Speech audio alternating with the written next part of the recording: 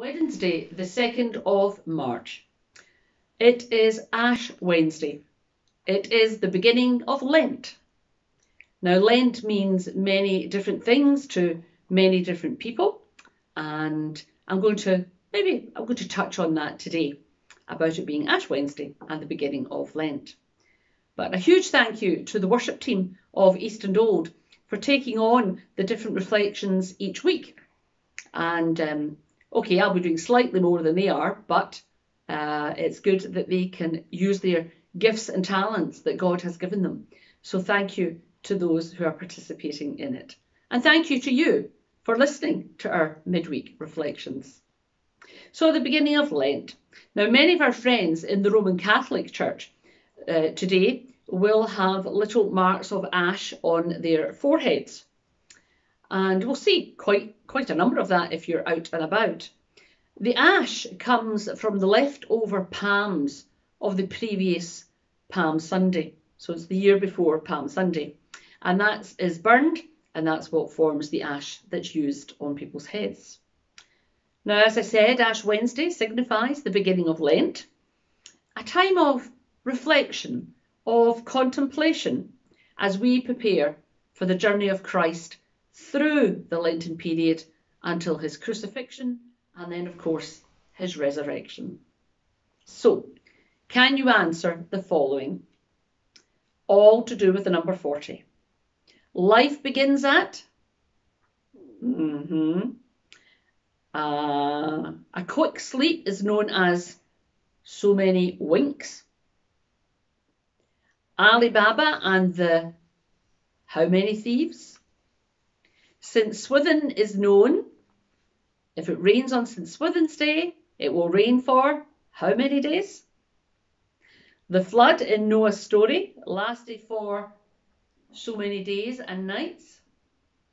The Israelites wandered around for how many years? Elijah heard God's voice after how many days? Jesus was in the wilderness for how many days? Well, I'm hoping that you got all the answers to those easy questions. And of course, it's 40, isn't it? But giving into temptation, it really is a strong biblical tradition. He was in good company. Adam, Cain, Moses, Joseph, David, Jonah, Peter, Judas, but not Jesus. He saw through. He saw the change it made. Hungry, thirsty, happy, sad, tired, lonely, hot, cold, fearful, angry, uncertain, tempted, tested, weakened, resisted, strong, assured, controlled, truthful, devoted to God. If only we could be the same. We are the living stones in this world that we live in today. And the part that we play today will live on for centuries, just like the first disciples' stories did. Their effect has rippled through history, just like ours will. And as we are now in this period of Lent, and the cross awaits us, so what will our temptations be for us, not only in the next 40 days, but in the coming weeks, months and years? And how will we respond to them?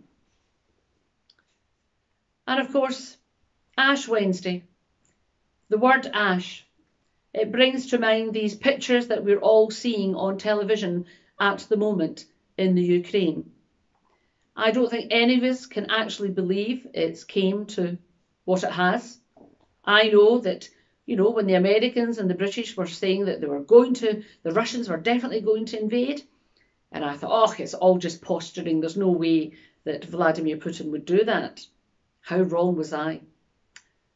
So during this period of reflection over the next 40 days, sometimes we'll think about, giving something up or taking something up or being reflective, being contemplative.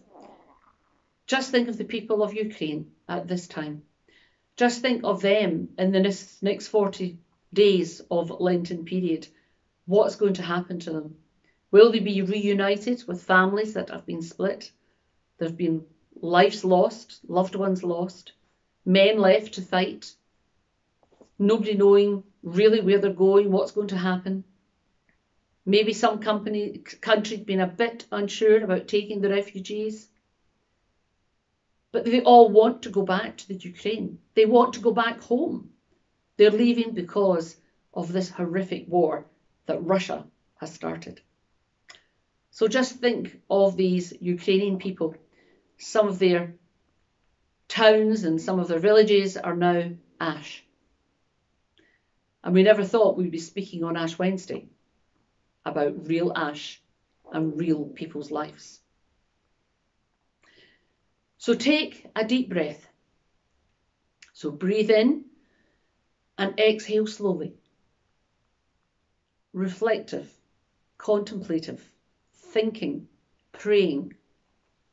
In the silence and in the quiet of the day, in the peace of wherever we can get it, we come with dust and ashes in penitence and confession, seeking forgiveness and renewal, and we pause.